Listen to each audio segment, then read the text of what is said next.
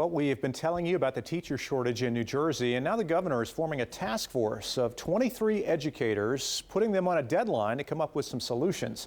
News 12 New Jersey's Chris Keating has more from Madison. School districts, big and small in New Jersey, are having to cope with keeping teachers in classrooms, while at the same time dealing with the competition that now comes along with hiring.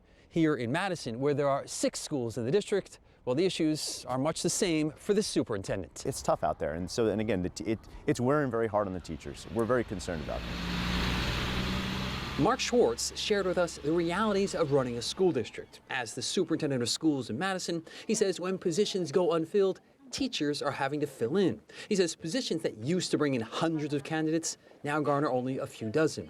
And he says leave replacements for medical or maternity are right now his toughest to fill. And for the difficult to fill positions like chemistry and world language, sometimes we get no applicants. If you want to hire those candidates, well, some districts simply don't have the dollars to do so. When you only have one applicant for a position, it's a seller's market. And so we are in a position to say, well, we're either going to give this candidate what they're asking for to motivate them to come to Madison, or we're not going to have this candidate. The exodus of teachers was felt most during the pandemic. Other causes, burnout from overwork and low pay. So now, Governor Murphy has decided to task 23 educators to figure out some solutions by January 31st. They'll have to tackle hiring as well as retention.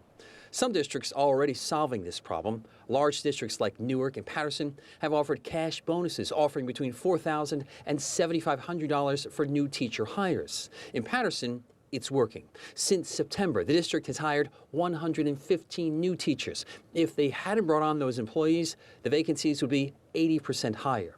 As for suggestions for the governor's task force, well, Superintendent Schwartz is quick to say they could make the EdTPA, the teacher assessment program, a lot less difficult. In an attempt to make it rigorous and to make sure that we have really high quality educators for our kids, it has become onerous. And that's keeping candidates at bay at a time when schools are working not just to educate your kids, but simply keep enough teachers in front of students in classrooms.